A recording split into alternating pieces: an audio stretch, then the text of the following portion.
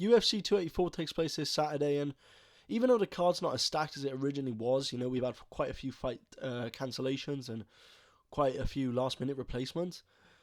This is actually still a pretty stacked card. I thought it was going to be carried by the co-main event and the main event, but when I went back to take my notes for these predictions, the whole card's actually pretty good. The main card is excellent apart from one fight, and there's some pretty good prelims. So without further ado, let's get into it, breaking it down from top to bottom. Here we go. So our first fight is Zabryah Tukhugov taking on Elvis Brenner, and both men have fought decent competition throughout their career. Obviously, Tukhugov has had the more experience, but I wouldn't be against taking Elvis Brenner coming in from Shooter Box. He's a good fighter, but because he's coming in on short notice, I can't really pick him. I think this would be quite an evenly matched competition on paper, but with how it's short notice, it's not worth the risk, and Tukhugov is the slightly better fighter, even though it is evenly matched, so I'm taking Tukhugov by decision.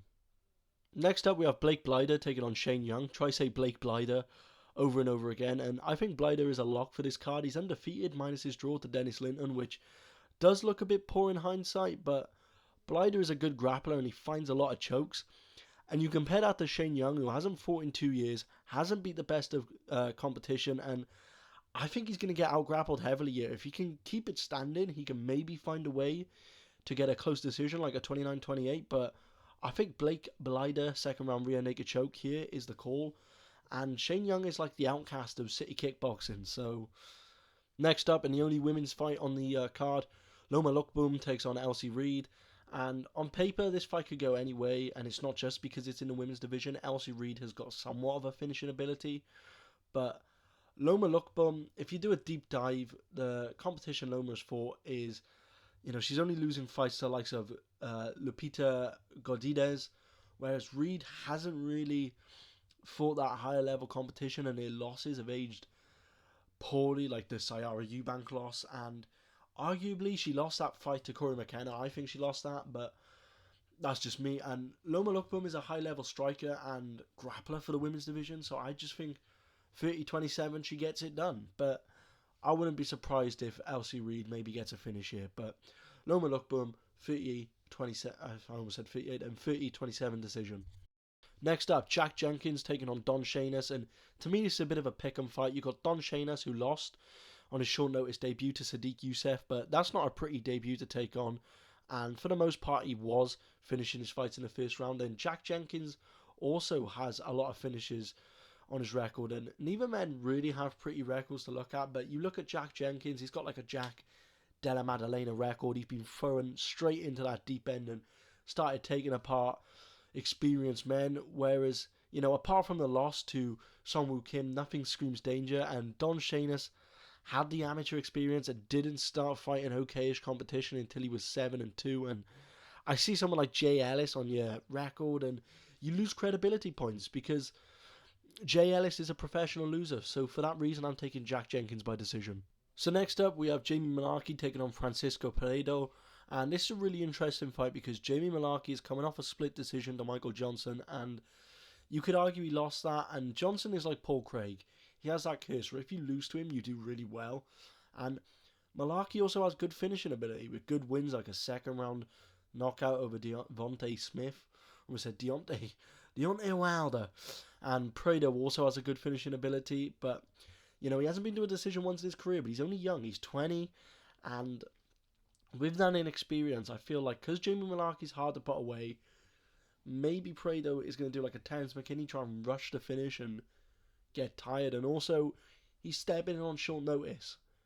So really everything is stacked in Malarkey's favour here, but because of that finishing ability, I can't deny, even though Malarkey's tough, even though he's 20 and he's young as well, Prado, he might make that mistake. If he plays his cards right, I think he will finish Malarkey late in the third round, and that's what I'm going to go with. I'm going to go with Prado, late third round KO. We have Clayton Rodriguez taking on Shannon Ross, and I think Clayton Rodriguez is, I don't want to say a lock, but he's a very good chance. Shannon Ross could win this, but I know he lost his Contender Series fight because of the appendicitis. Well, it might not have been that, but he had appendicitis. But he did lose the Contender Series fight by second round knockout, and he's only on this card because he's Australian. and they needed someone to fight Clayton Rodriguez, and Shannon Ross could step in because he was Australian, and Clayton Rodriguez should have beat CJ Vergara. He's finished all of his fights apart from 2 against decent level competition, and he's a great prospect. Shannon Ross is taking this on short notice.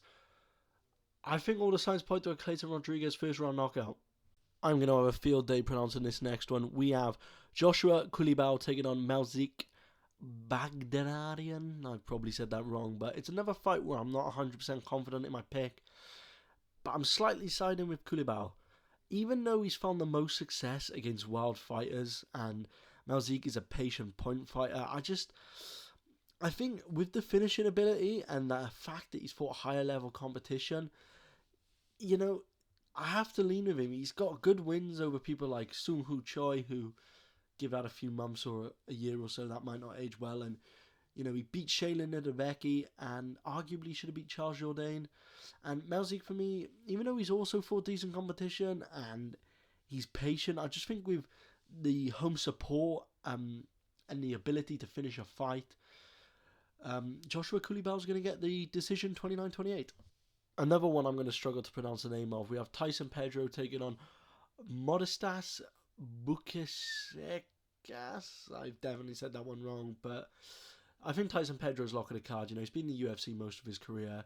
He's beat the likes of Cleo Roundtree, Paul Cragen, Sapperberg, Savrov, and I know he took that long layoff and come back to fight those low-level fighters, but he finished them brutally in the first round, and especially Henry Hunsucker. Before that, he was fighting great competition as well, and he was winning that fight against Shogun until he made a mistake.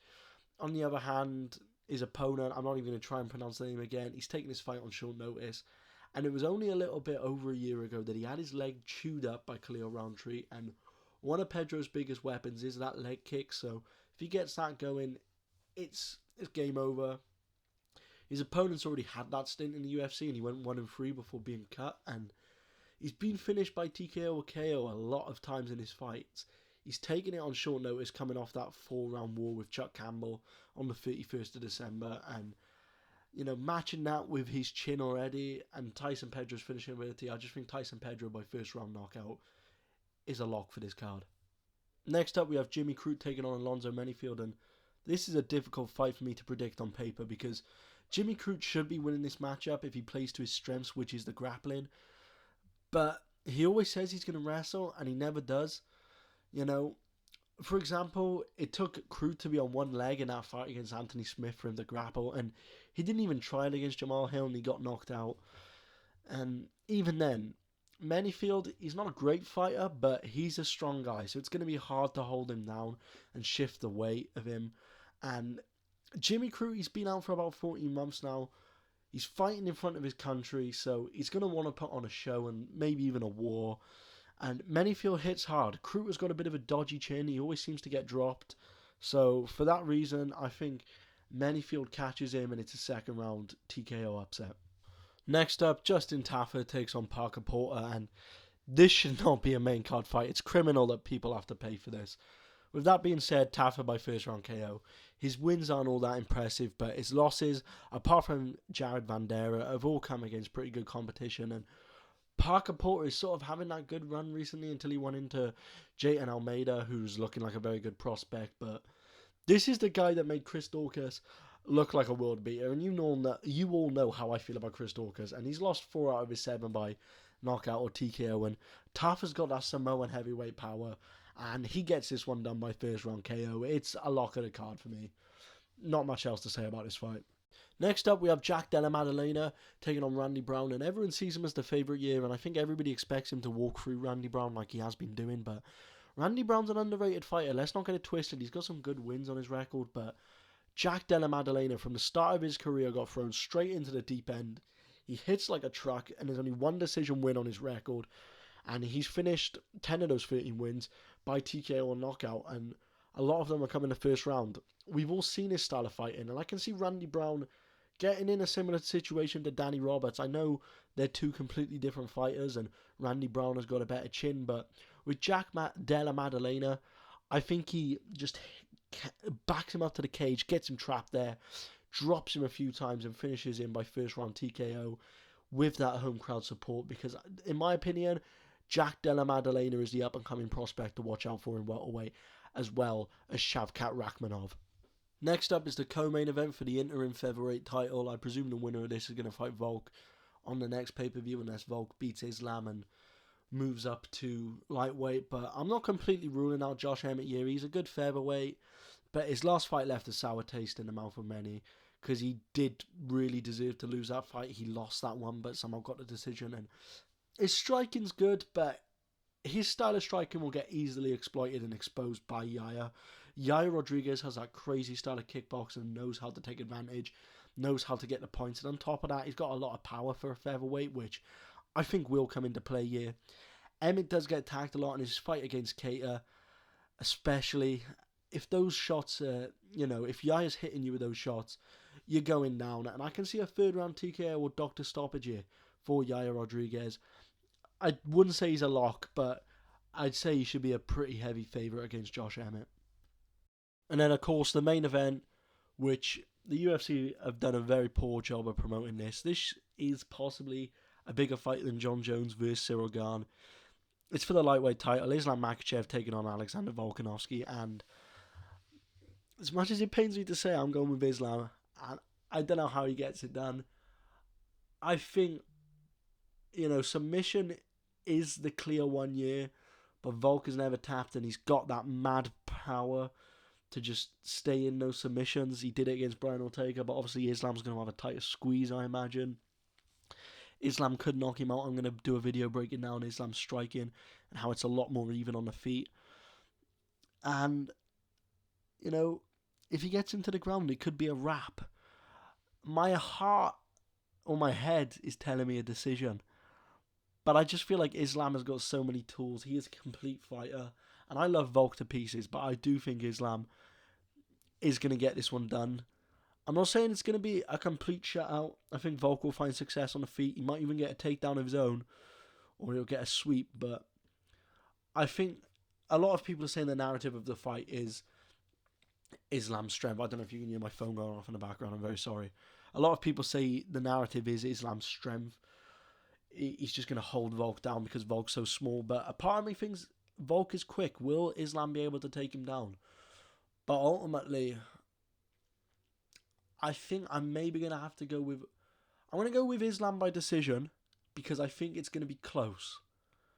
Not close as in like it'll be a razor-thin 48-47 split. But it'll be close as in even if Islam wins all 5 rounds, Volk will be holding his own. And I don't think Islam will be able to finish him because I think he might drop him. I think he might get a 10-8 round, but I think Islam ultimately wins this one by decision. 49-46, I'm going to say. But yeah, lots of interesting stuff to break down about this fight. If I have time, I'll do a more in-depth breakdown, but I'm trying to get all my thoughts out here. I'm going to do a video breaking down Islam's only loss, which was by knockout, and of course, why it's closer than we think on the feet. And yeah, Islam 49-46. Not a lot more I can say about this fight. Apart from a lot of people ruling out Volk. I don't think we should be doing that. But yeah, Islam by decision. But anyway, guys, that is the end of the predictions and breakdowns. Lots of interesting content coming this week. I've got breaking down Islam's only loss in the UFC. Well, loss on his record overall. Why it's closer than we think on the feet. And why Yair Rodriguez is going to expose Josh Emmett's striking. I did put out a poll with some other options. So if you want to see those, vote for them. I probably won't have time to make all 5 videos. Next week, I'll obviously be doing predictions, but I'll be doing the content I was meant to do last week that I didn't have time to do because I was ill. And yeah, really looking forward to this card. It's a lot better than it looks on paper. Would have been better if we had Rob Whittaker versus Costa, but there we are. Protect yourself at all times, and I'll see you in the next one.